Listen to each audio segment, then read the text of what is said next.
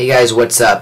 Sorry if the lighting is a little dark this time, but I'm here to review The Descendents, a movie that's getting a lot of Oscar hype, and I really hope that Oscar hype lives up because this is definitely the best movie of this year. If you don't know what this movie is about already, it stars George Clooney, who is the trustee of a lot of Hawaii, this 25,000 acre land that was passed down to him from his ancestors.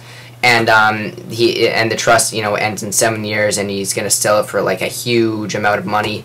And a bit before that happens, his wife gets in an accident that he is not there, but she gets knocked into a coma, and eventually he finds out that she is not gonna live very long, and it's just gonna stay in the coma for a little bit until she dies.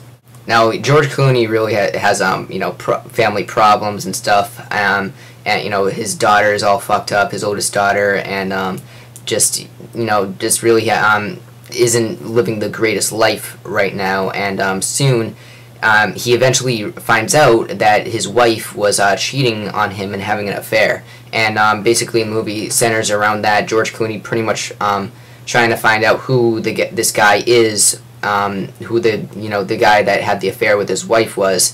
For whatever reason, and it's just basically about that, him trying to find this guy. But of course the movie is a lot more than that. Now I don't know why, but I don't know, I've always had something against George Clooney for some reason. I've never denied that he's a good actor. I think he is a great actor. Just something about him, I don't know. Maybe it's his, I don't know, maybe what he said about Charlton Heston, or just his political agenda, whatever. Just something about him, there's just something I always had against him, but I gotta give him a bunch of credit for this movie because he carries this film so well, and he really deserves an Oscar nomination, if not a win, because he is just so good in this movie. Just everyone in this movie is so good, and it's not just the acting, just everything. It's just so well written and just so well put together. It's really, really, really powerful, and the actors just do such a good job of carrying this movie and really making you, just takes you on this emotional roller coaster. And I didn't cry.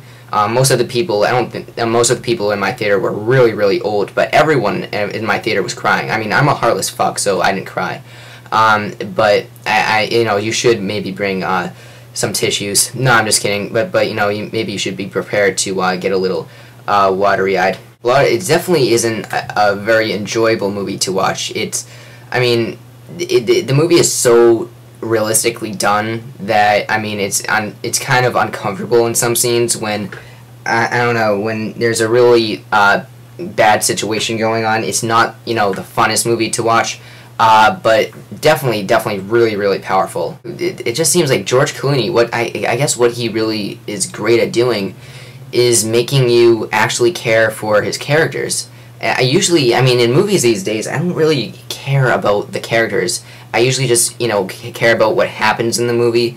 But movies that he's been in, Up in the Air, and just almost a bunch of movies that he's in, he's really good at actually letting you know who this character is, and really having you connect with him, and more you're more focused not on just the action, but what this character goes through, what happens to this character, and you really hope their problems get resolved.